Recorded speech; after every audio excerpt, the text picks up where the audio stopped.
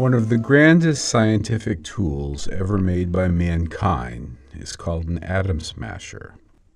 And I mean literally grand. The biggest one ever built, the Large Hadron Collider, or LHC, is a ring with a circumference of about 18 miles. That's more than the entire length of Manhattan. So what is an atom smasher? It is a device that collides atomic nuclei together at extremely high energy. The most powerful one scientists have ever built can heat matter to the hottest temperatures ever achieved, temperatures last seen a trillionth of a second after the universe began. Our accelerators are full of engineering superlatives. The beam-containing region of the LHC is a vacuum with lower pressure than what surrounds the International Space Station and is 456 degrees Fahrenheit below zero, colder than the temperature of deepest space.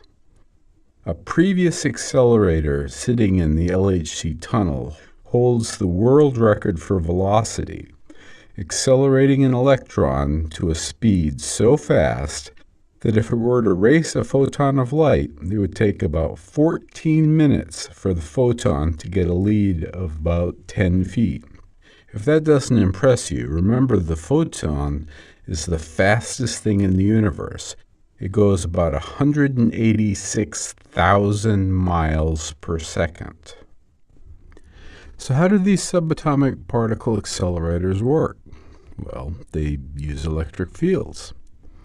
Electric fields make charged particles move in the same way that gravity will pull a dropped baseball. The force from the electric field will pull a particle and make it move.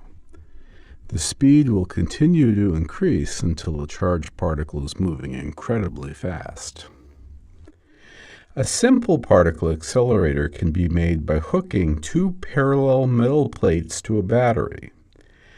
The charge from the battery moves onto the two metal plates and makes an electric field that pulls the particle along.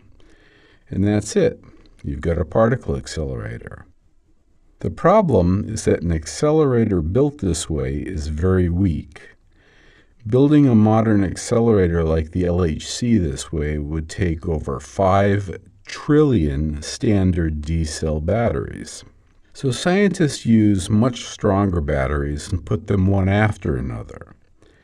An earlier accelerator used this method and was about a mile long. It was equivalent to about 30 billion batteries.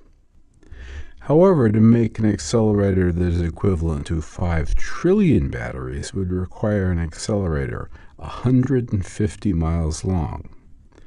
Scientists needed another way.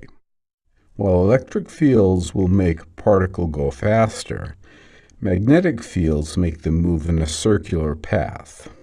If you put an electric field along the circle, you don't need to use miles of electric fields. You can use a single electric field over and over again. The beams go around the circle, and each time they gain more energy.